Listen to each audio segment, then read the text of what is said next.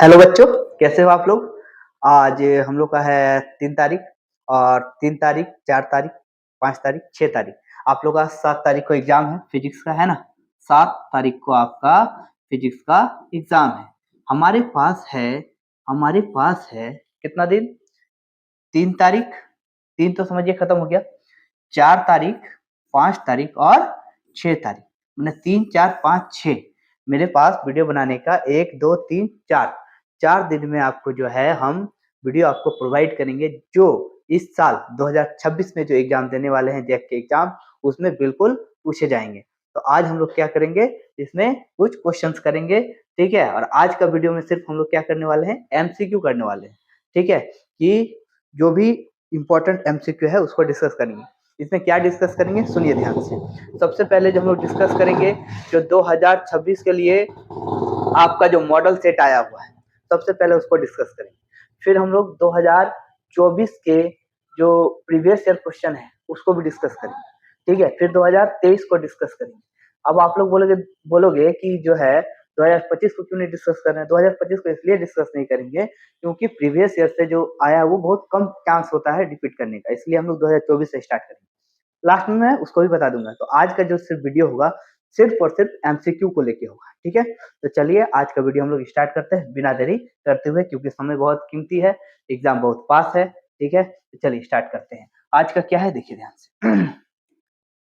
देखिए क्या है झारखंड शैक्षिक अनुसंधान एवं प्रशिक्षण परिषद रांची, ये जो आपका जैक का 2025-26 है, जो मॉडल सेट है वो है, ठीक है। तो आज हम लोग इसका जो क्वेश्चन है 25 एमसीक्यू, पहले उसको फटाफट खटाखट जल्दी जल्दी खत्म करेंगे, ठीक है। तो सबसे पहले इसको कंप्लीट करते हैं। क्या है देखिए, सिर्फ आज हम लोग का टारगेट यही रहेगा कि एमसीक्यू को क्लियर किया जाए, ठीक है। क्या टारगेट रहेगा हम लोग को, एमसीक्यू को क्लियर किया जाए। देख सकते हैं आप, पहला क्वेश्चन क्या लिखा हुआ है, the force between 2 point charges placed in a vacuum, और वैक्यूम में 2 पॉइंट चार्जेज है, क्या है, पॉइंट चार्जेज है, ठीक है। वेर इज एच, अब कह रहा है कि 2 पॉइंट चार्ज है, ठीक है। कह रहा है निर्वात में रखे 2 बिंदु आवेशों के बीच बल इस प्रकार बदलता है। पहले एक बात बताइए, 2 चार्ज के बीच लगने वाला फोर्स का फॉर्मूला आपको पता है क्या? F equal to 1/4 pi epsilon not into Q1 Q2 upon R square. तो आप देख सकते हो F जो है वो क्या है, inversely proportional of R square. इसका मतलब देखिए ऑप्शन कहाँ पर है, देखिए कहाँ पे वेरी कर रहा है, कौन सा होगा, ऑप्शन नंबर बी। सबसे पहले आपको खुद बनाना है, फिर हम तो बताएंगे, ठीक है। अगला क्वेश्चन क्या है देखिए, अगला क्वेश्चन क्या है, अगला क्वेश्चन कह रहा है आपको, देखिए।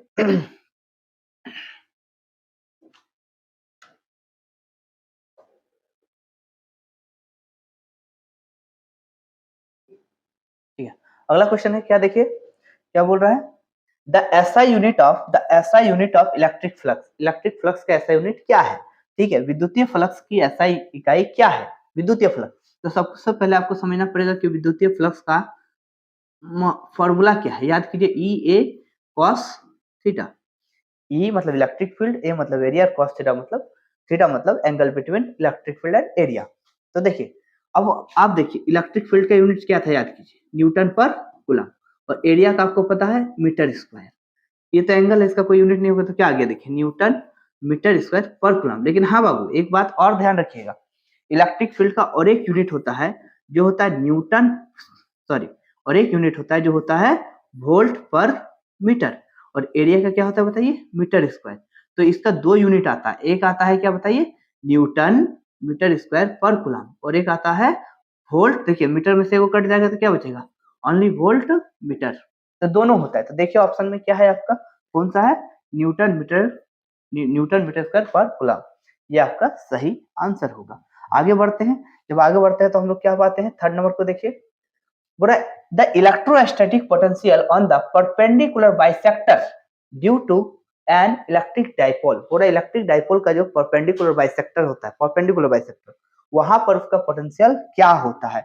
एक विद्युतीय द्विध्रुव के लंबसम विभाजन पर विद्युत विभव क्या होता है, मतलब वोल्टेज क्या होता है, ठीक है। तो आज इसको डिस्कस करेंगे। देखिए होता क्या है, देखिए एक आपका होता है माइनस क्यू, एक होता है प्लस क्यू, तो इसी को हम लोग कहते हैं डाइपोल। अब कह रहा है कि इसका लंब विभाजन मतलब परपेंडिकुलर बाइसेक्टर, परपेंडिकुलर बाइसेक्टर इसको कहते हैं, ठीक है। चाहे आप इधर चल चाहे इधर आइए। तो एक बात बताइए, इसके कारण जितना यहाँ वोल्टेज बनेगा, इसके कारण भी उतना ही बनेगा। तो नेट वोल्टेज क्या हो जाएगा, 0। यहाँ पर वोल्टेज क्या हो जाएगा बताइए, 0 हो जाएगा। ठीक है, तो क्या होगा आंसर आपका, आंसर हो जाएगा 0। ठीक है, अब इसके आगे डिस्कस करते हैं। क्या लिखा हुआ है 4 नंबर में, देखिए 4 नंबर में देखिए क्या है।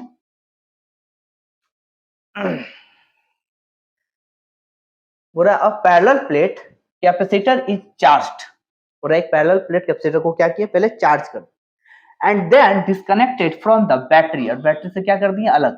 If the plates are pulled apart, यदि प्लेट्स को चार्ज करके दोनों प्लेट के बीच का डिस्टेंस को क्या करते हैं, बढ़ाते हैं। ठीक है, the potential difference between the plates, plates के बीच का डिस्टेंस क्या होगा। तो आप समझिए पहले, देखिए एक क्या था, एक प्लस प्लेट था, एक माइनस प्लेट था, एक प्लस और एक माइनस। ठीक है, अब इसको चार्ज कर दिए। अब याद कीजिए यहाँ का जो इलेक्ट्रिक फील्ड होता है वो तो E इक्वल टू आपको पता होगा सिग्मा बाई एप्सिलॉन नॉट, लेकिन इससे हमको मतलब नहीं, हमको विभव पूछ रहा है, वोल्टेज पूछ रहा है।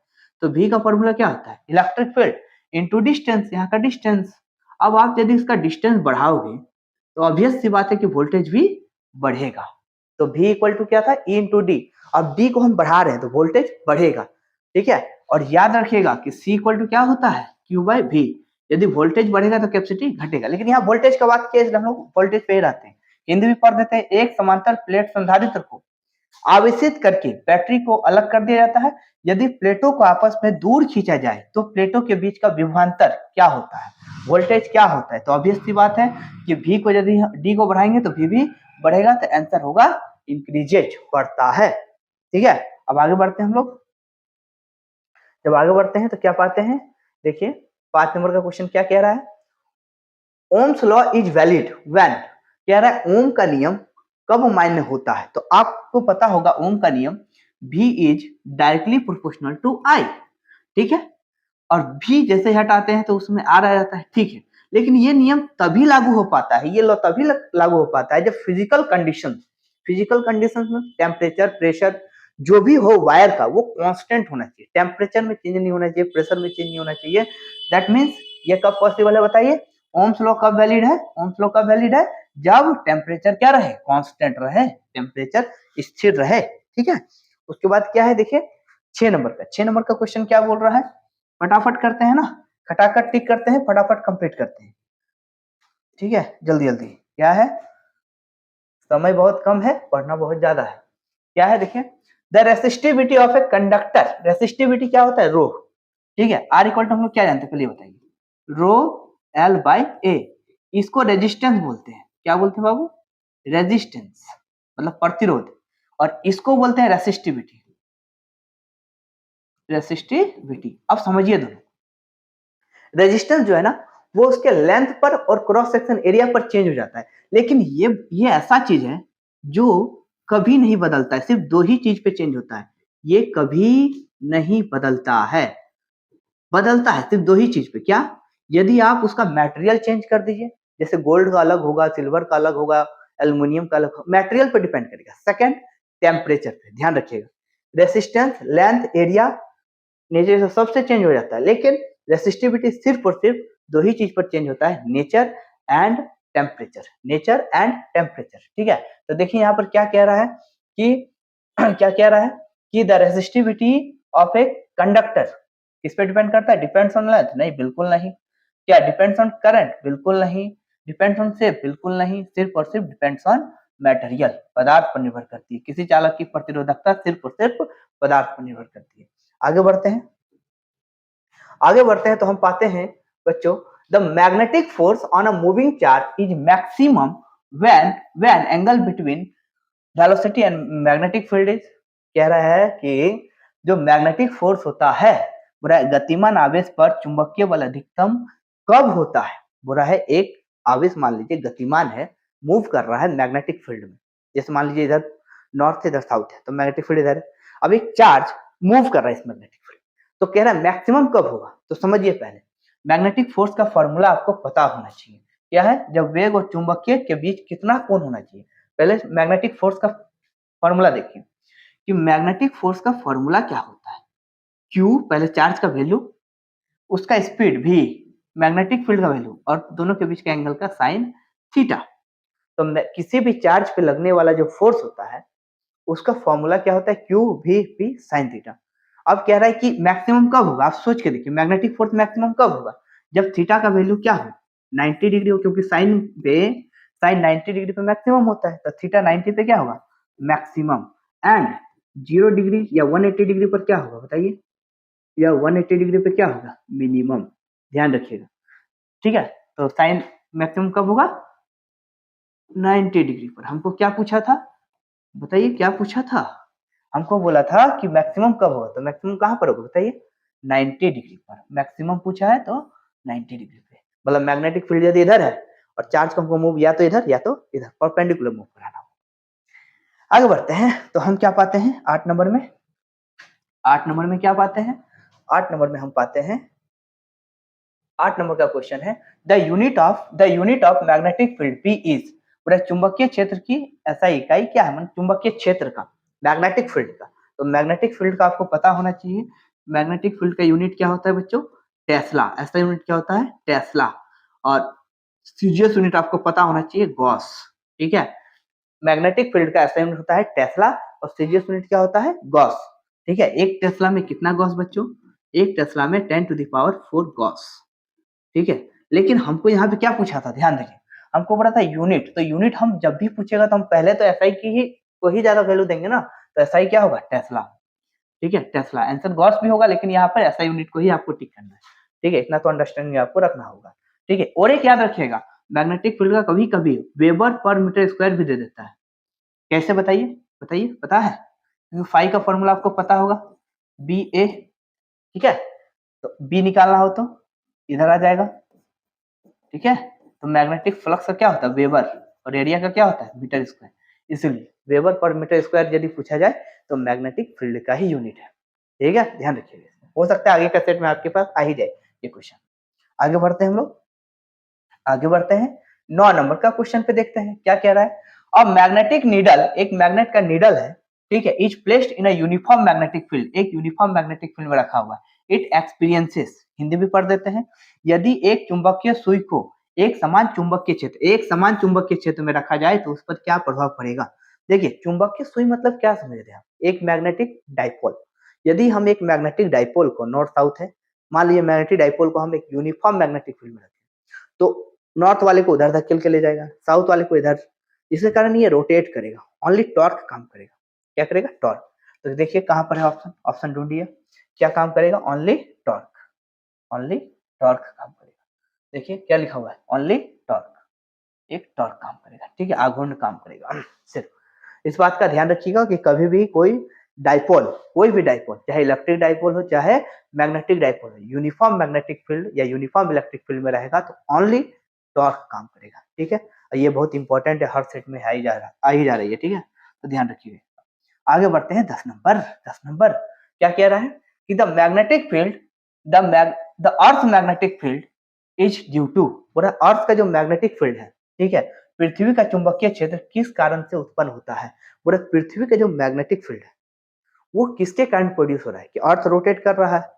ठीक है, तो क्यों ये मैग्नेटिक फील्ड बन रहा है, तो देखिए जब अर्थ रोटेट करता है ना, तो अर्थ के जो कोर होता है उसमें बहुत सारा मेटल का पिघला हुआ फॉर्म है, तो जब घूमता है ना तो इलेक्ट्रॉन का ट्रांसफर होता है, इलेक्ट्रॉन ट्रांसफर होता है मतलब चार्ज का क्या हो रहा है ट्रांसफर, तो चार्ज का मोशन के कारण क्या बनता है मैग्नेटिक फील्ड बनता है। क्योंकि आपको पता होगा कि किसी भी लूप से यदि आप क्लॉकवाइज डायरेक्शन में करंट पास कीजिएगा तो ऊपर कैसा साउथ और नीचे कैसा नॉर्थ, तो आप ही सोच के देखिए कि अर्थ घूम रहा है तो बहुत सारा करंट बन रहा है इसके कोर पर, इसीलिए ये मैग्नेटिक फील्ड डेवलप होता है पूरे अर्थ पे। ठीक है, तो क्या है देखिए ऑप्शन ढूंढिए, iron present in core, rotation of earth, motion of charges inside the earth, ये बिल्कुल करेक्ट आंसर है।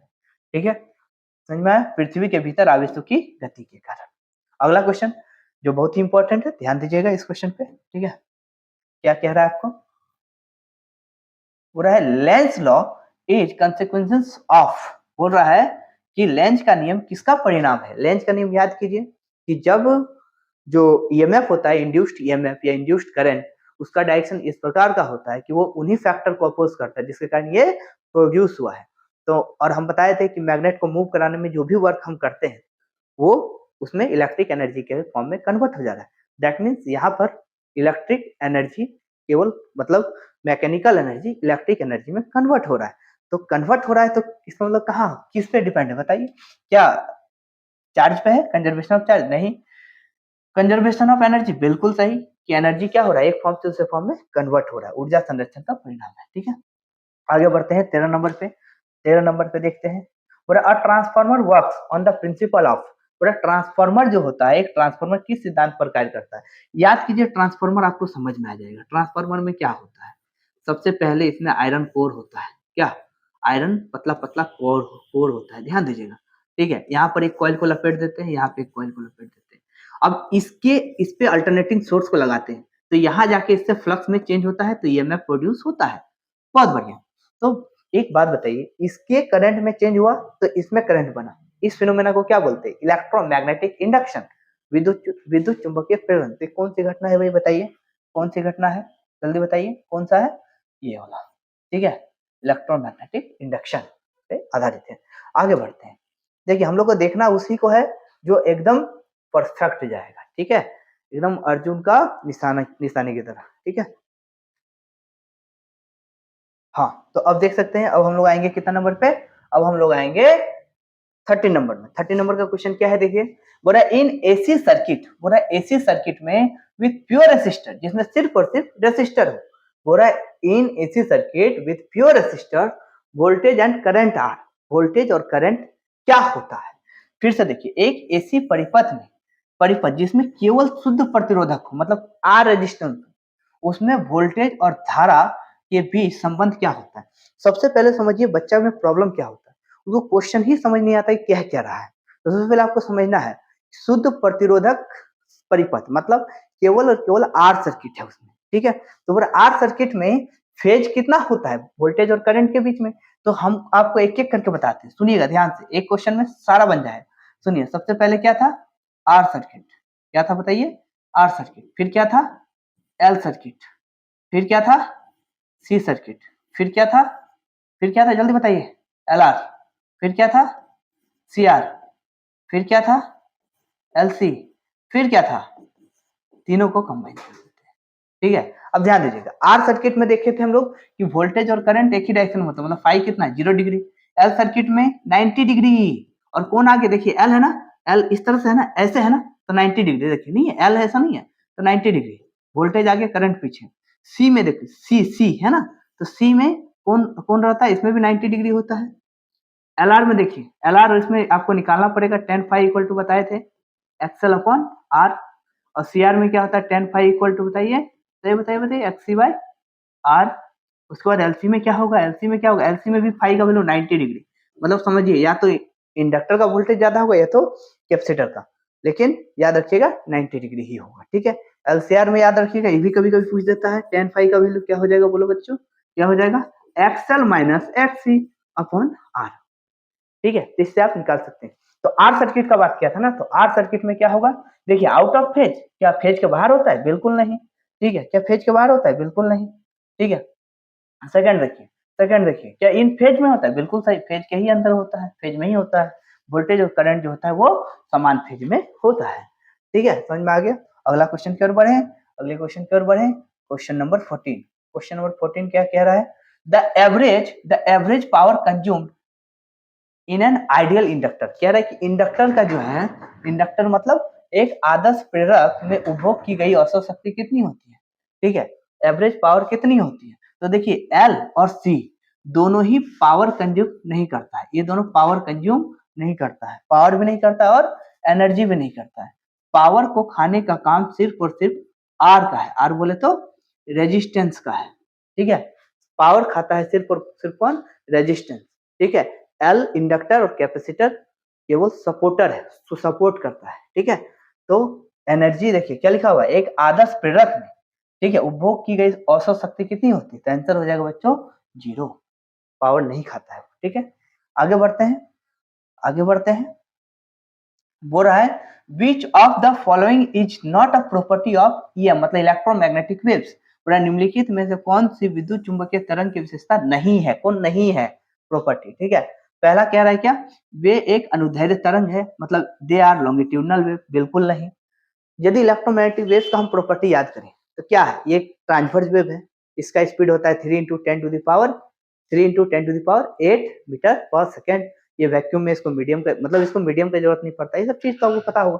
तो अब देखिए बोला नॉट अ प्रॉपर्टी, बोला इनमें से कौन सी विशेषता नहीं है। पहला बोला दे आर लॉन्गिट्यूडनल वेव, नहीं ये तो ट्रांसवर्स वेव है। तो ये भी है, स्पीड कितना होता है वैक्यूम में, ये भी है, ट्रांसवर्स वेव भी है। तो इसका मतलब ये नहीं है, अनुदैर्ध्य तरंग नहीं है, क्योंकि इलेक्ट्रोमैग्नेटिक वेव्स जो है वो एक अनुप्रस्थ तरंग है। जैसे लाइट क्या है, लाइट भी एक इलेक्ट्रोमैग्नेटिक वेव्स है, और वो कैसा है, ट्रांसवर्स वेव है ना।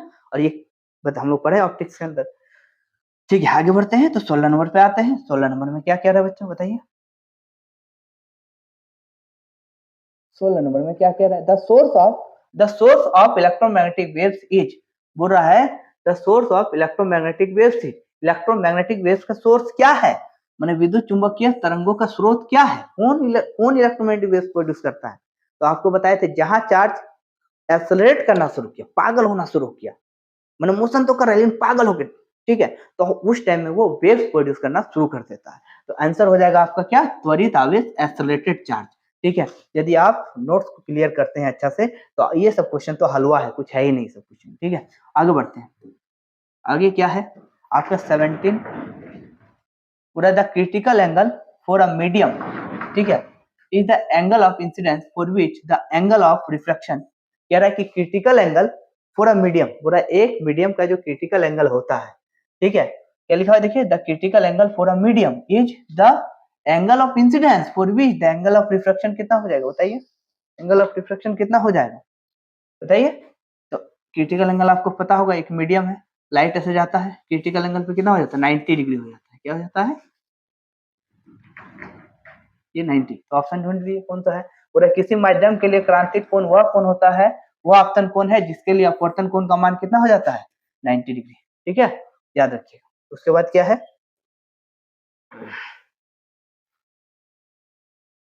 बोल रहा है क्या, बोल रहा है अ कॉन्वेक्स लेंस, बोल रहा है a convex lens always forms a virtual image when object is placed, बताइए, बोल रहा है कॉन्वेक्स लेंस हमेशा एक वर्चुअल इमेज बनाता है, वर्चुअल मतलब आभासी प्रतिबिंब, उत्तल लेंस हमेशा एक आभासी प्रतिबिंब कब बनाता है, जब वस्तु कहाँ होती है, आप समझिए, पहले इमेजिन कीजिए क्या है कॉन्वेक्स लेंस। तो कॉन्वेक्स मतलब यही ना बाबू, यही ना कॉन्वेक्स लेंस होता है। तो इसका फोकस मान के चलिए यहाँ है एफ, तो इधर भी एफ, यहाँ पे, यहाँ मान के चलिए 2f है डबल, तो यहाँ पे भी 2f, यस और नो। अब कहीं पे भी आप इमेज ऑब्जेक्ट को रख दिए, इमेज क्या बनेगा, रियल, सिर्फ एक जगह छोड़ के, कहाँ पर, इसका ऑप्टिकल सेंटर और यहाँ, क्यों, क्योंकि यहाँ रख दोगे तो फिर बाबू ऐसे और ये ऐसे, इमेज कभी भी इधर नहीं बन सकता, इसका पीछे बनता है। ठीक है, तो वर्चुअल इमेज कब बनाते हैं बताइए, जब लेंस और फोकस के अंदर आ जाता है, लेंस और फोकस के अंदर ऑब्जेक्ट को आप रख दीजिए, तो कहां पर है देखिए, और इंफिनिटी पर, बिल्कुल नहीं। दूसरा क्या हो रहा है, 2f, no, between f and optical centre, बिल्कुल सही, फोकस और ऑप्टिकल केंद्र के बीच, बिल्कुल सही जवाब है। ठीक है, आगे बढ़ते हैं। आगे बढ़ते हैं तो हम देख पाते हैं क्या, 19 नंबर में क्या है देखिए, in Young double slit experiment, Young ने जो डबल स्लिट एक्सपेरिमेंट किया था, ठीक है, उसमें क्या कह रहा है कि फ्रिंज विड्थ क्या होता है, फ्रिंज विड्थ, आपको फ्रिंज विड्थ का फॉर्मूला पहले दिमाग में आना चाहिए। फ्रिंज विड्थ का फॉर्मूला आपको हम क्या बताएं, बताइए, फ्रिंज विड्थ का फॉर्मूला क्या बताएं, beta equal to lambda D upon small D. Lambda मतलब लाइट का क्या है, वेवलेंथ, डी मतलब क्या है, स्क्रीन का डिस्टेंस, और स्मॉल डी क्या है, दो सोर्स के बीच का डिस्टेंस था, याद कीजिए, यहाँ एक था S1 एक S2 है ना, S1 S2, ये है स्मॉल डी है ना, और ये स्क्रीन है, यहाँ से इसका डिस्टेंस क्या है, कैपिटल डी। तो कह रहा है कि देखिए बेटा इसका जो विड्थ आएगा, इसका विड्थ, इसका फॉर्मूला क्या है, लैम्डा डी बाय। अब देखिए क्या है सवाल, देखिए, in Young double slit experiment fringe width क्या होता है, पहला क्या है, directly proportional to the distance between the slits, slits के डायरेक्टली प्रोपोर्शनल डिस्टेंस के, स्लिट्स के डिस्टेंस के डायरेक्टली प्रोपोर्शनल है, बिल्कुल नहीं, बिल्कुल नहीं है, तो इसका मतलब फर्स्ट वाला रॉन्ग हो गया। सेकंड क्या कह रहा है, inversely proportional to the wavelength, बिल्कुल नहीं, इनवर्सली तो नहीं है, डायरेक्टली प्रोपोर्शनल है, ऊपर है, तो ये भी गलत हो गया। पूरा directly proportional to the screen distance, screen के डिस्टेंस पे, बिल्कुल सही हो गया ये। ठीक है, इनवर्सली प्रोपोर्शनल स्लिट्स विथ, तो ये भी तो सही होना चाहिए, पता नहीं यही सही होगा। ठीक है, स्लिट का विड्थ पर, स्लिट्स का विड्थ, अच्छा सॉरी, स्लिट का विड्थ, स्लिट का विड्थ से कोई मतलब नहीं है। ठीक है, तो सोर्स के बीच का, ठीक है, तो ये कौन सा हो गया, सी नंबर सही है। ठीक है, कह रहा है छिद्रों के बीच की दूरी के समानुपाती, नहीं, दूरी के समानुपाती कहाँ है, नहीं ना है, फिर क्या कह रहा है, ये तो छिद्रों की दूरी का क्या है, देखो यहाँ छिद्रों की दूरी के व्युत्क्रमानुपाती ना है, डिवाइड में है। उसके बाद क्या हो रहा है, तरंग दैर्घ्य के व्युत्क्रमानुपाती नहीं, उसके तो समानुपाती है। पर्दे की दूरी के समानुपाती नहीं, दूरी के तो समान क्या है, समानुपाती, तो बिल्कुल ये सही है, समानुपाती ही होगा, beta directly proportional to D. ठीक है, आगे बढ़ते हैं, कितना नंबर बोलिए, कितना नंबर बोलिए, 20।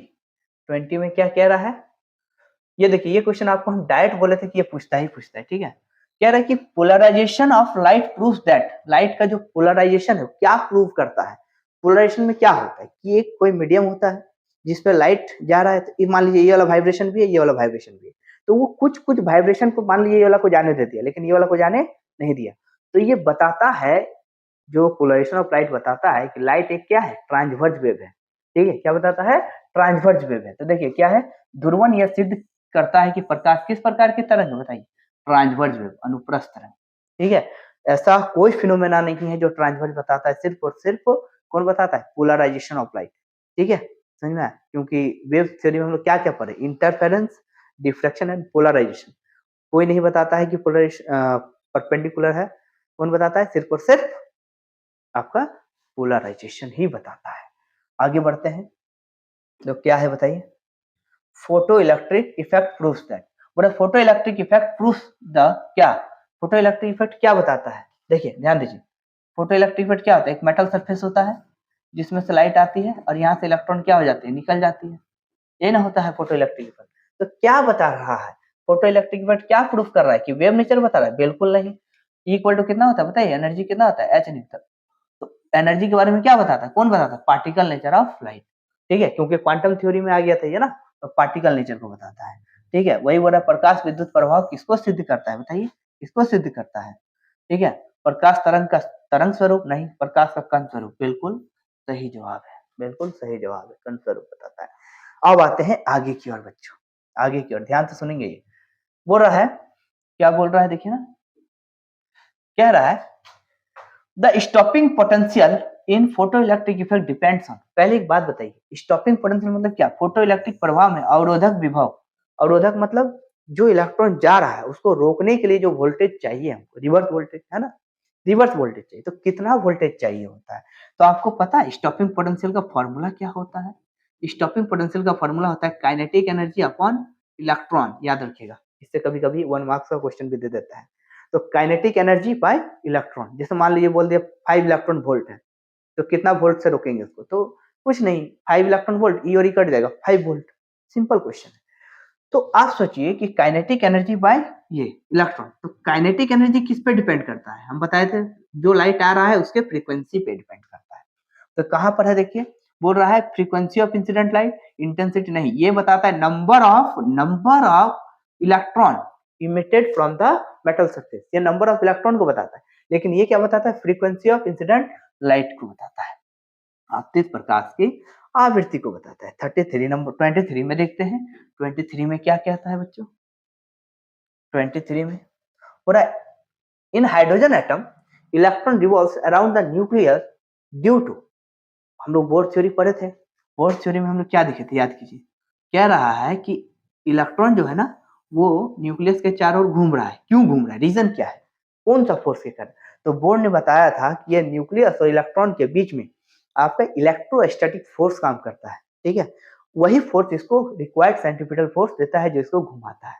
ठीक है, तो आंसर क्या हो जाएगा बताइए, स्थिर वैद्युत बल, इलेक्ट्रोस्टैटिक फोर्स। अगला क्वेश्चन कह रहा है अगला क्वेश्चन क्या कह रहा है, the mass defect in nucleus leads to, कह रहा है कि न्यूक्लियस जो होता है ना, न्यूक्लियस उसमें बहुत सारे क्या होते हैं, न्यूक्लियन होते हैं, न्यूक्लियन होते हैं, तो अब जब ये टूटता है तो इसका जो मास डिफेक्ट होता है, जो एक्स्ट्रा मास है, वो जो डिफेक्ट होता है, मास डिफेक्ट डेल्टा एम, वो किसमें कन्वर्ट हो जाता है बताइए, वो क्या क्या दिखाता है, दिखाइए क्या बोल रहा है, देखिए नाभिक में द्रव्यमान दोष मतलब द्रव्यमान क्षति किसको जन्म देता है, तो बताइए किसको देता है, न्यूक्लियर एनर्जी, क्या बोला था कि डेल्टा एम जो है ना वो एनर्जी में कन्वर्ट हो जाएगा, delta M C square, Einstein mass energy relation. ठीक है, वो एनर्जी में कन्वर्ट हो जाएगा। आगे बढ़ते हैं, आगे देखते हैं, 24 तो हो गया, एक लास्ट क्वेश्चन है हम लोग का, क्या है लास्ट क्वेश्चन देखिए, लास्ट क्वेश्चन कह रहा है अ जेनर डायोड इज यूज्ड, पहले तो जेनर डायोड क्या बताए थे बताइए, याद कीजिए, जेनर डायोड, ठीक है, जेनर डायोड क्या बताए थे आपको हम, Zener diode, Zener diode, Zener diode क्या होता है, इस तरह का, देखिए रिवर्स बायस पीएन जंक्शन, ऐसे होता है, ऐसे होता है, ऐसे होता है, ये है जेनर डायोड, ठीक है, जो रिवर्स बाइस्ड होता है। सबसे पहले तो जान लीजिए रिवर्स बाइस्ड होता है, और इसको करते क्या है, वैसा सोर्स, जैसे मान के चलिए ये डिवाइस है जिसके रेजिस्टेंस में बड़ा चेंज आ रहा है, मतलब जिसके वोल्टेज में बड़ा चेंज हो रहा है, तो इसके जस्ट सॉरी पर एक सेकेंड, जरा एक सेकेंड, जैसे मान लीजिए कि ये रेजिस्टेंस है, ठीक है, और इसको हम क्या किए, प्लस और एक माइनस से हम कनेक्ट कर दें, और इसके वोल्टेज में हम देख रहे हैं बहुत ज्यादा ही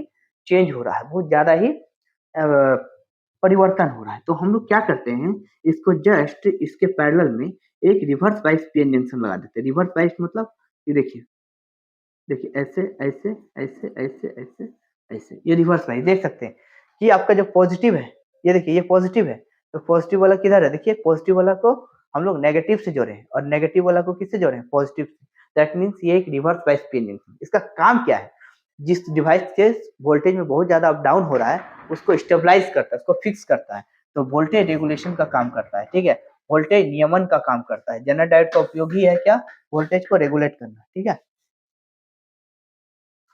तो इस तरह से हम लोग का 2026 का जो मॉडल सेट है वो कंप्लीट हो गया, 2026 का जो मॉडल सेट है वो खत्म हो गया, जितना भी एमसीक्यू था, ठीक है। अब आगे हम लोग देखते हैं, ठीक है, आगे नया सेट पे आते हैं हम लोग। तो चलिए अब हम लोग क्या करते हैं, 2024 के सेट को क्लियर करते हैं, क्योंकि बताया था कि 2025 को हम लोग अभी नहीं करते हैं, क्योंकि 2025 का रिपीट करने का चांस कम रहता है। तो 2024 के सेट को देखते हैं, ठीक है, 2024 के सेट को क्लियर करेंगे, फिर 2023 को करेंगे। तो चलिए आइए खटाखट से टिक करते हैं और फटाफट से खत्म करते हैं, ठीक है, समय कम है, पढ़ना ज्यादा है। तो देखिए इसमें क्या है, ठीक है, ये आपका 2000, देखिए एनुअल इंटरमीडिएट एग्जामिनेशन किसका, जैक का है, जैक का है 2024 का, ठीक है। तो इसका सिर्फ हम लोग एमसीक्यू पार्ट को करेंगे आज, ठीक है, फटाफट से।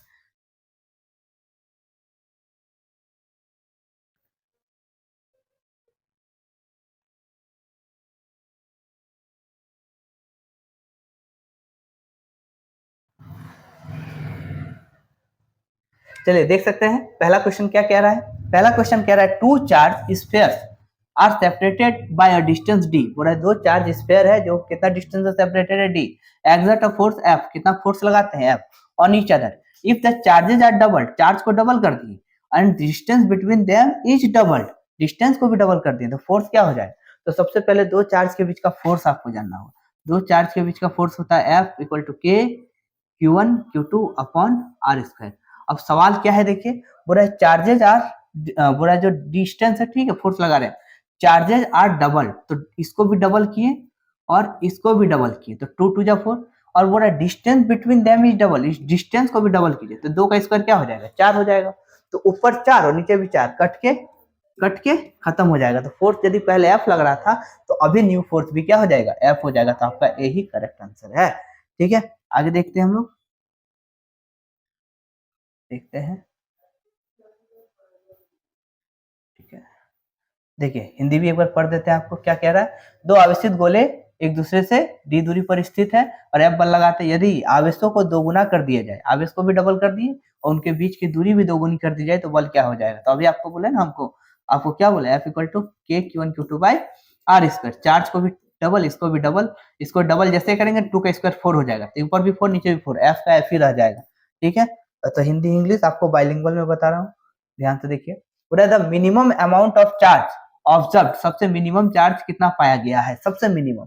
तो बेसिक क्वांटम ऑफ चार्ज आपको पता होना चाहिए, 1.6 इंटू 10⁻⁻19 कूलम होता है सबसे एक इलेक्ट्रॉन का चार्ज, ठीक है। ये अब तक का सबसे छोटा चार्ज है, अब तक पाए गए आवेश की न्यूनतम राशि है, कितनी है, 1.6 इंटू 10⁻⁻19। अगला बढ़ते हैं, तो हम पाते हैं dielectric constant for a metal. एक मेटल का डाइलेक्ट्रिक कांस्टेंट कितना होता है, एक धातु का पराविद्युतांक कितना होता है। तो याद रखिएगा एक मेटल का जो परमिटिविटी होता है, परमिटिविटी परावैद्युतांक, वो कितना होता है बच्चों, कितना होता है बताइए, इन्फिनिटी, इन्फिनिटी, इन्फिनिटी होता है, ठीक है, ध्यान रखिएगा। अगला क्वेश्चन क्या है, the capacitance of a parallel plate capacitor depends upon.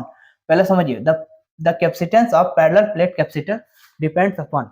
तो पैरेलल प्लेट कैपेसिटर का कैपेसिटी क्या होता है, C equal to epsilon naught A upon D। जो भी कहता है उसका फॉर्मूला लिखिए। क्वेश्चन कुछ भी हो, लिखना क्या है, फॉर्मूला, फॉर्मूला जहां लिख लिए बस काम हो गया, फॉर्मूला लिखिएगा आपको आंसर आ जाएगा।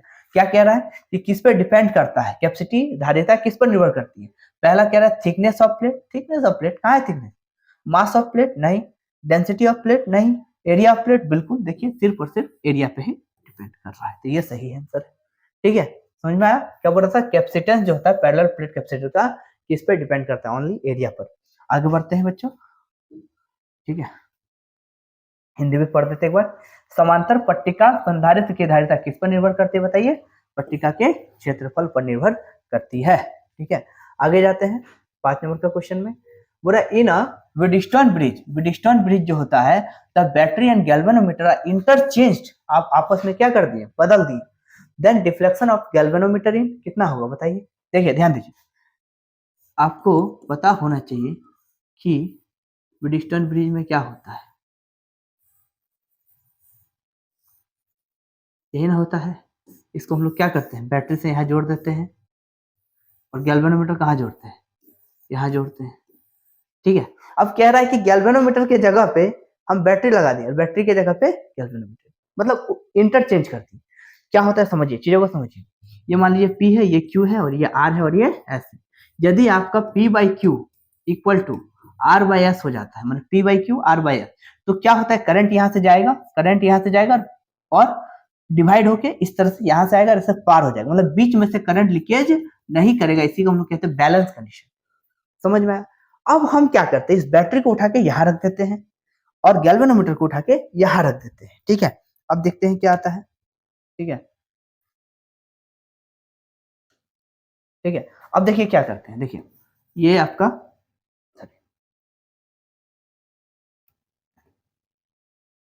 जो है, अब देखिए यहां से जो है आपका क्या है, एक सेकंड जरा, एक सेकंड, हाँ अब देखिए क्या करते हैं, इंटरचेंज कर देते हैं। ठीक है,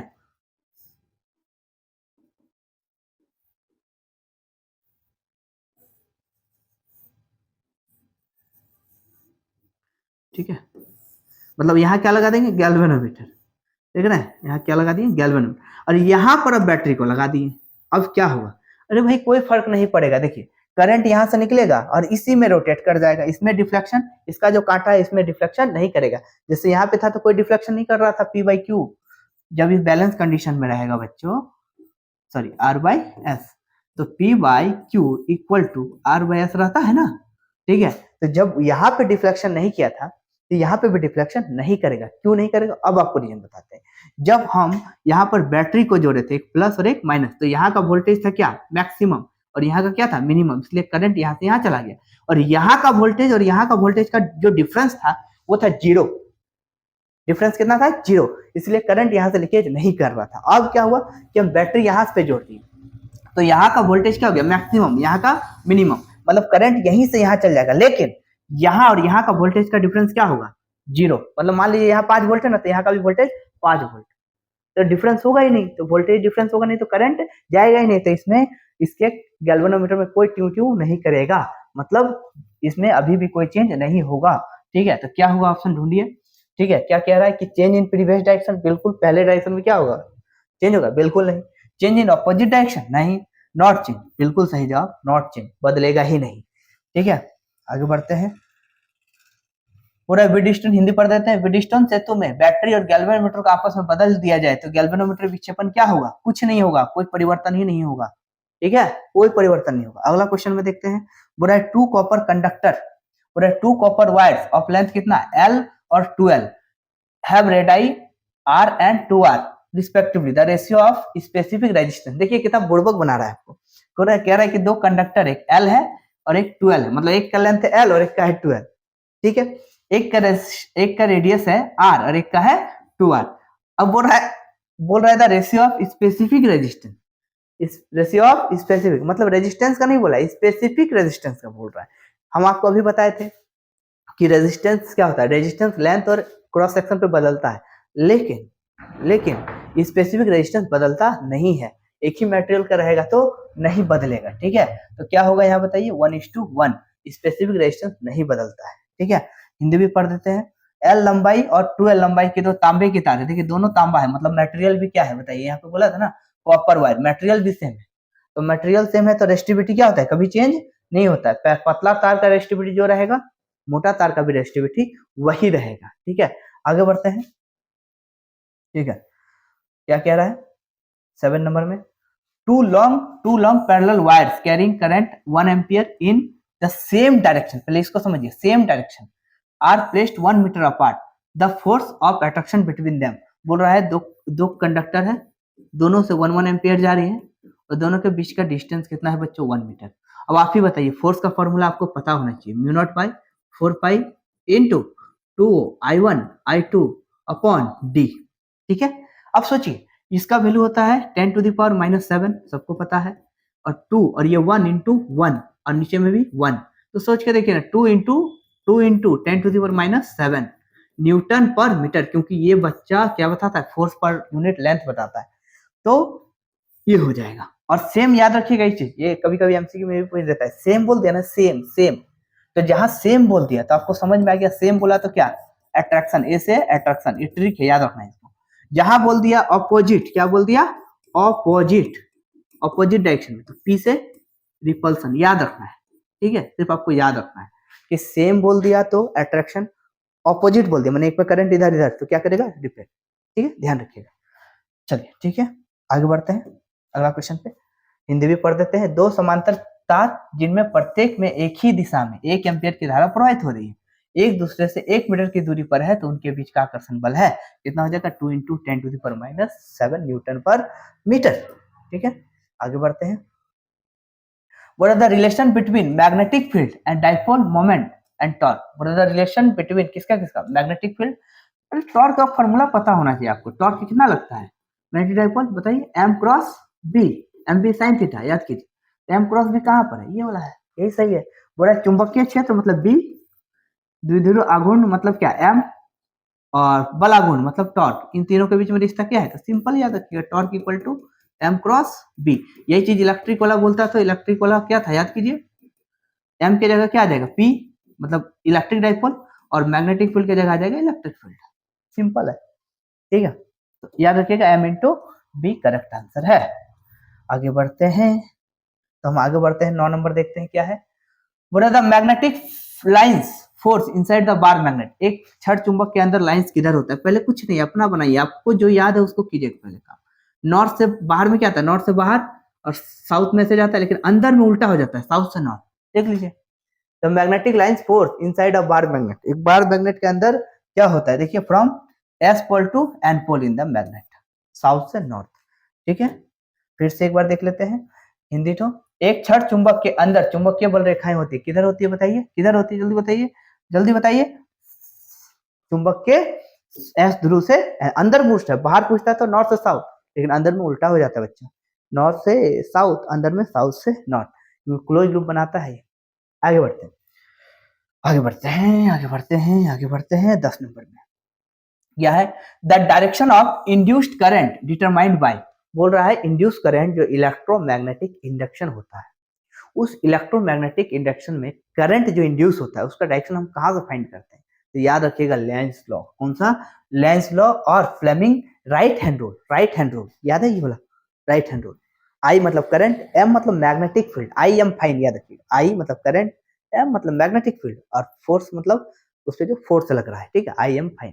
तो यहाँ पर देखिए क्या बोला है, ये बिल्कुल ही करेक्ट है। देखिए आप यदि हड़बड़ी में इसका जवाब देते हैं तो आप बिल्कुल गलत करके आइएगा, देखिए ध्यान से सुनिए, बोला the direction of induce current, बोला इंड्यूस करंट, आप क्या करते हैं लेंज लॉ को देखते हैं फट से टिक कर देते हो जाएगा गलत, क्योंकि देखिए फ्लेमिंग राइट हैंड रूल भी ये काम करता है, तो दोनों ही ना काम कर रहे हैं, लेंज लॉ भी बताता है और फ्लेमिंग राइट हैंड रूल भी बताता है, तो आपको ध्यान में रखना है कि दोनों ही रूल रहता है। एग्जाम में मान लिया अलग अलग पूछ दिया तो ऐसा नहीं होता है, पूछेगा तो साथ में पूछेगा, नहीं तो एक ही देगा ऑप्शन में, ठीक है, या तो लेंज देगा या तो फ्लेमिंग देगा, ठीक है। और यदि मान लीजिए ऐसा कर देता है तो आप लेंज को ही टिक कीजिएगा, ठीक है। देखिए क्या कह रहा है, प्रेरित धारा की दिशा को निर्धारित होती है, किससे निर्धारित होती है बताइए, लेंज के नियम से निर्धारित होती है, ठीक है, सॉरी क्या हो जाएगा, लेंज का नियम और फ्लेमिंग का दाएं हाथ का नियम, दोनों ही काम करता है। आगे बढ़ते हैं बच्चों, देखिए आ गया सवाल, ये सवाल आ गया, आपको हम बताए थे पिछला वाला वीडियो में 2026 का जो सेट है उसमें ये सेम क्वेश्चन है ना, आपको हम बताए थे कि मैग्नेटिक फील्ड का यूनिट क्या होता है, आपको बताए थे, इसलिए सारा वीडियो को देखिए ध्यान से। मैग्नेटिक फील्ड का यूनिट आपको बताए थे टेस्ला, बताए थे ना, और एक बताए थे वेबर पर मीटर स्क्वायर। तो आप देख सकते हैं वेबर पर मीटर स्क्वायर आ गया, ठीक है, इसलिए बोलते हैं ध्यान से सुना कीजिए। तो वेबर पर मीटर स्क्वायर किसका यूनिट है बताइए, किसका, मैग्नेटिक फील्ड का है, ठीक है, समझ में आया। क्योंकि याद कीजिए फाई इक्वल टू आप लोग पढ़े हैं बी इंटू ए, तो यहाँ से बी का बच्चा क्या आ गया, फाई अपॉन ए, मतलब ऊपर में वेबर और नीचे में मीटर स्क्वायर, ठीक है। तो वेबर पर मीटर स्क्वायर, ठीक है, मैग्नेटिक फील्ड का यूनिट हो गया वेबर पर मीटर स्क्वायर। आगे बढ़ते हैं, देखिए बोला था वेबर पर मीटर स्क्वायर मात्रक है किसका है, चुंबकीय क्षेत्र का है। आगे बढ़ते हैं, बोला एनर्जी डिसिपेट्स इन एलसीआर सर्किट। देखिए फर्स्ट पीडीएफ में ये भी आपको बताए थे कि एनर्जी डिसिपेट्स किसमें होता है, एनर्जी का क्षय किसमें होता है, एनर्जी का खाने का काम किसका होता है। तो जो राजा होगा वही तो खाएगा। तो राजा कौन है, राजा सिर्फ और सिर्फ रेजिस्टेंस है, बताए थे। एल और सी का काम है इसको सपोर्ट करना, ठीक है, सिर्फ और सिर्फ सपोर्ट करना। तो आर का काम है केवल और क्या, एनर्जी को खाना, पावर को खाना, सिर्फ और सिर्फ आर सर्किट खाता है। इस बात का ध्यान रखिएगा, ठीक है। यहाँ पे देखिए कहा है एलसीआर परिपथ में ऊर्जा की क्षति होती है, किसमें क्षति होती है, केवल और केवल आर में, ठीक है। एल और सी में कोई क्षति नहीं होती है, ध्यान रखिएगा इसका, ठीक है। देखिए ध्यान दीजिए, वो रहा the peak value of alternating current I not, the RMS value of current, RMS मतलब रूट मीन स्क्वायर वैल्यू, ठीक है। इसका हम लोग निकालना भी बताएंगे आगे डेरिवेशन में, वीडियो में बने रहिएगा, है ना। अगला वीडियो में आपको चैनल पे बने रहिएगा तो आपको मिल जाएगा।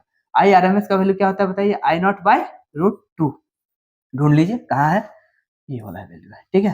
देखिए हिंदी में देख लीजिए इसका, हिंदी में देख लीजिए, प्रत्यावर्ती धारा क्या कह रहा है बताइए, पूरा प्रत्यावर्ती धारा का चरम मान आई नॉट है, इसका वर्ग माध्य मूल्य क्या है बताइए, आई नॉट बाय रूट 2, ठीक है।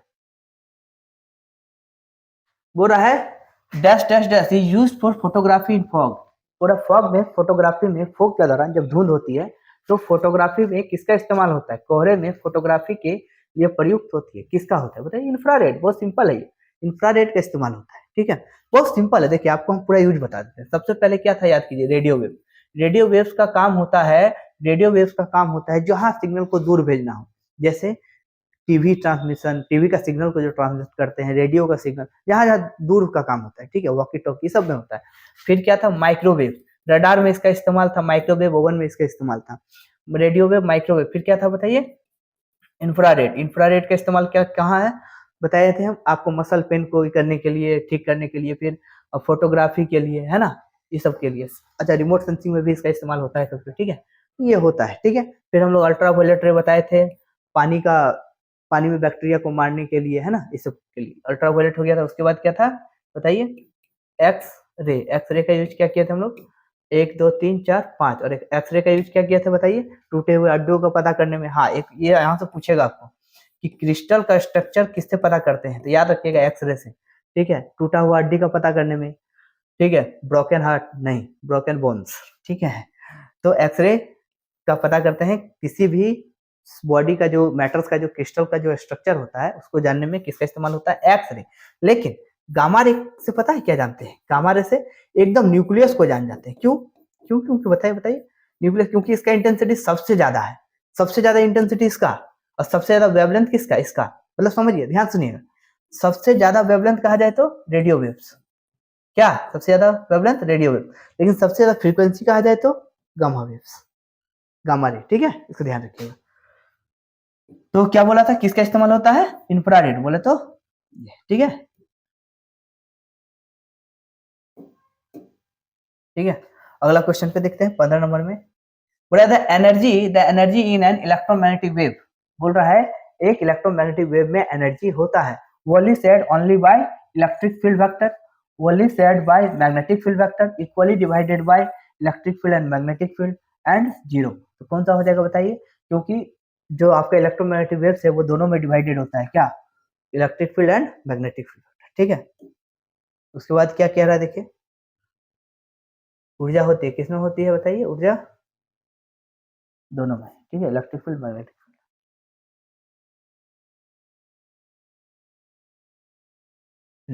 16 नंबर का क्वेश्चन में क्या कह रहा है, बोल रहा है देखो,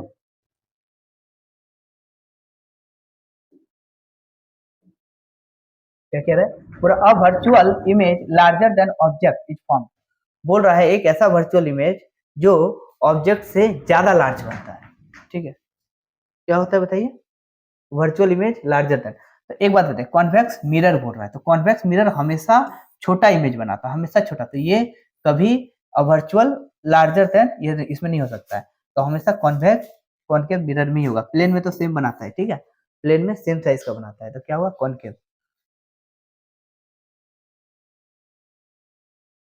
ठीक है। तो आभासी केवल किसमें बनता है,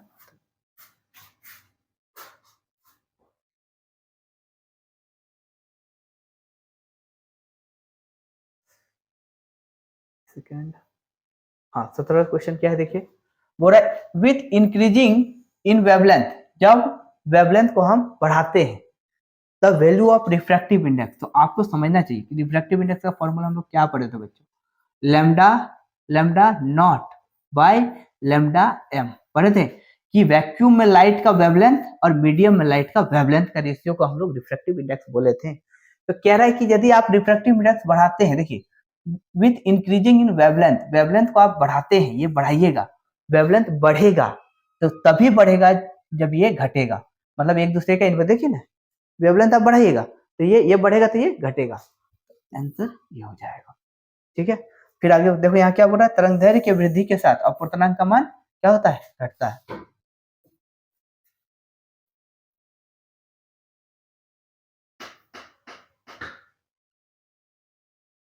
क्या कह रहा है अगला question, the concept of secondary wavelets was given by, secondary wavelets के बारे में कौन बताया, वेव फ्रंट हो चाहे वेव, देखिए वेव थ्योरी ऑफ लाइट हो चाहे वेव फ्रंट हो चाहे वेवलेट्स हो, किसने बताया था, हाइजन ने, ठीक है, पूरा वेव थ्योरी ऑफ लाइट के बारे में हाइजन ने बताया था, ठीक है। तो क्या बोल रहा है, द्वितीय तरंगिकाओं की अवधारणा किसने दी थी, बताइए किसने दी थी, हाइजन ने दी थी, ठीक है, ध्यान रखिए।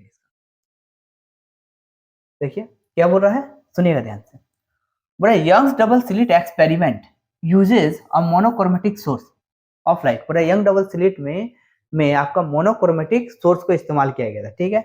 The shape of interference fringe formed on the screen कैसे बनती है बताइए, शेप, पूरा in Young double slit experiment monochromatic source का इस्तेमाल हुआ, मैंने एक ही कलर का, ठीक है। तो बोला the shape of interference fringe on the screen कैसे बना, बताइए फ्रिंज पे कैसा बना, तो क्या बनेगा, सिर्फ और सिर्फ straight line, line by line बनेगा, ठीक है, मतलब एक ही कलर का, देखिए एक ही कलर का है, मान लिया रेड कलर का, तो ऐसे गया, ठीक है, तो रेड कलर बनेगा ऐसे लाइनिंग में बनेगा, लाइन में, फिर यहाँ क्या डार्क, फिर क्या रेड, फिर डार्क रेड डार्क, एक लाइन लाइन लाइन के फॉर्म में आएगा, ठीक है, तो याद रखिएगा स्ट्रेट लाइन के फॉर्म में ही बनेगा, ठीक है। अगला क्वेश्चन क्या है, अगला क्वेश्चन है आपका अगला क्वेश्चन देखिए यहाँ क्या बोल रहा है, यंग डबल स्लिट के प्रयोग में एक वर्णित स्रोत का उपयोग किया, मैंने एक ही कलर का, ठीक है, पर्दे पर जो बनने वाली फ्रिंज है वो कैसी होगी बताइए, सीधी रेखा, एक ही कलर वाला होगा, ठीक है।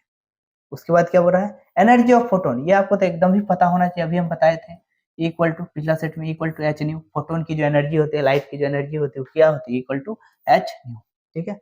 ये तो एकदम हलवा वाला क्वेश्चन है, फोटोन की ऊर्जा इक्वल टू एच न्यू, ठीक है, ध्यान रखिएगा।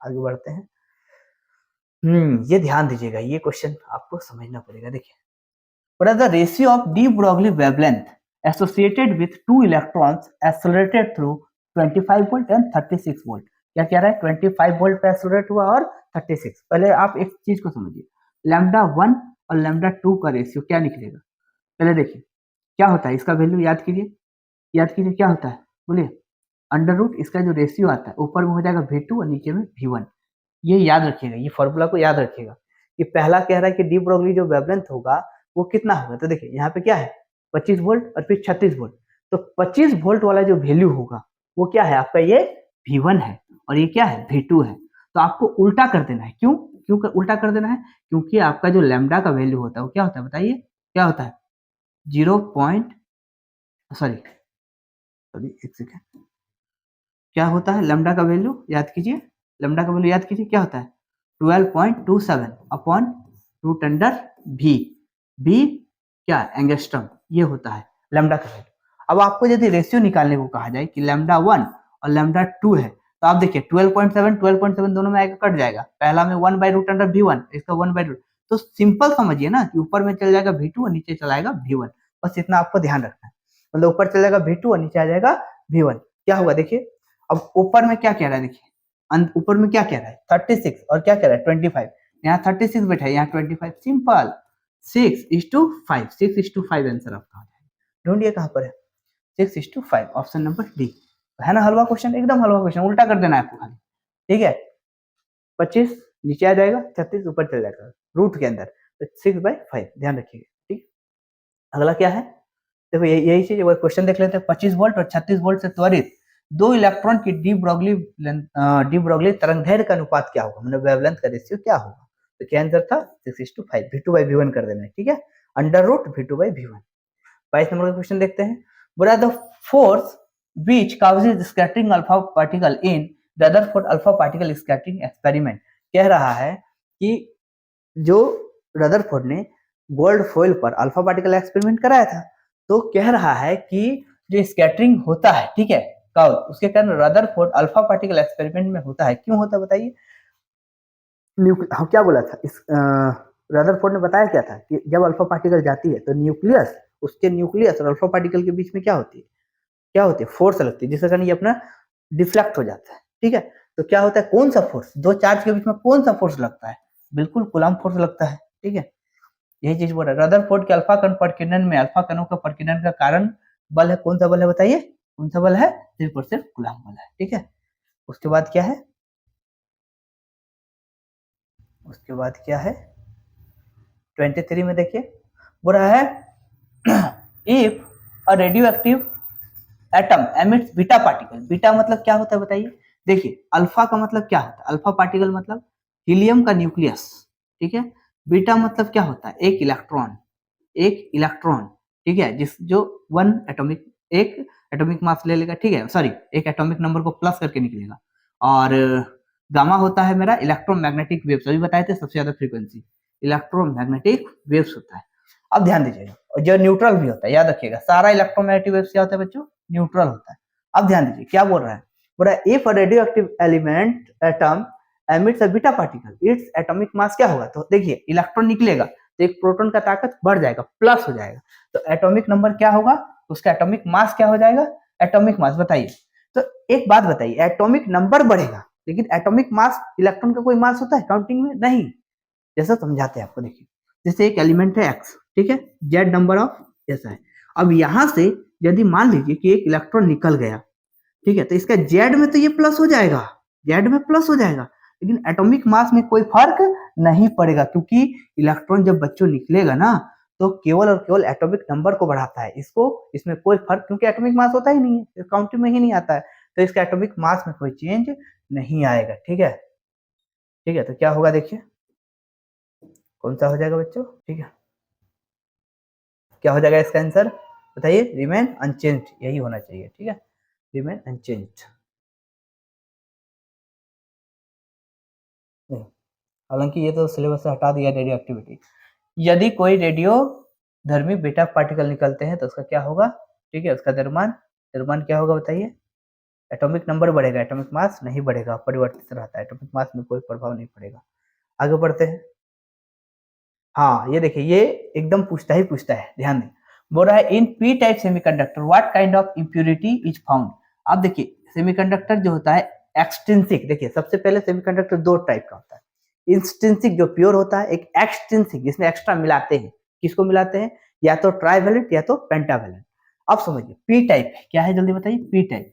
पी टाइप में क्या करते हैं हम लोग, प्योर सेमीकंडक्टर जो ग्रुप 14 का एलिमेंट होता है, मान लीजिए सिलिकॉन है, इसमें हम लोग किसको मिला देते हैं, ट्राइवेलेंट को, ट्राइवेलेंट में समझ रहे हो बच्चों, ग्रुप 13 का एलिमेंट मिला देते हैं, ठीक है, जिसका वैलेंसी कितना हो, 3 हो, कितना हो, 3।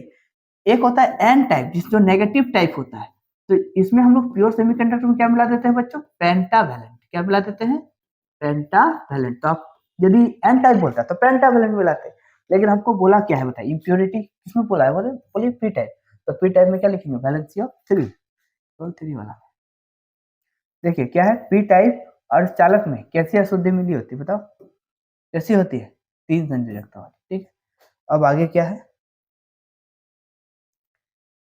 देखिए the width of forbidden energy band maximum किसमें ज्यादा होता है, फॉरबिडन एनर्जी गैप जो होती है, याद कीजिए एनर्जी बैंड आपको हम बताए थे, ठीक है, इधर एनर्जी को बताए थे, है ना, तो हम बताए थे कि वैलेंस बैंड मान लीजिए यहाँ से यहाँ मिला है, और तो इंसुलेटर को क्या बोले थे कि ये जो फॉरबिडन एनर्जी गैप है ना बहुत ही ज्यादा होता है, क्योंकि हम कितना भी वोल्टेज देंगे तो इंसुलेटर में करंट नहीं जा सकती, इलेक्ट्रॉन निकल ही नहीं पाएगा। ठीक है, तो क्या होती है non conductor. Yes, non conductor मतलब इंसुलेटर। इंसुलेटर में फॉरबिडन एनर्जी की बहुत ही ज्यादा होती है। ठीक है, ठीक है, अगला पे जाते हैं हम लोग। क्या देखें, पूरा वर्जित बैंड माने वही एनर्जी बैंड की चौड़ाई अधिकतम होती है। कहाँ होती है बच्चों, कहाँ पर होती है बताइए, अचालकों के लिए। ठीक है, फिर आगे बढ़ते हैं। तो आपका देखिए ये 25 क्वेश्चन हम लोग का हो गया है। ठीक है, हम लोग का 25 क्वेश्चन कंप्लीट हो गया। ठीक है, 24 और ये आपका 24 था और ये 25। तो इस तरह से हम लोग 2000 क्या क्या किए, जो मॉडल सेट था आपका, मॉडल सेट 2026 का जो न्यू मॉडल सेट है उसका एमसीक्यू हम लोग कर लिए।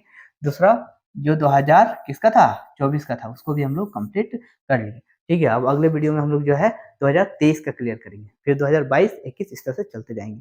ठीक है, तब तक के लिए बने रहें हमारे चैनल पर और वीडियो को लाइक करके चैनल को जल्द से जल्द सब्सक्राइब कीजिएगा ताकि इसी प्रकार का वीडियो आप तक पहुंच पाए। धन्यवाद, जय हिंद।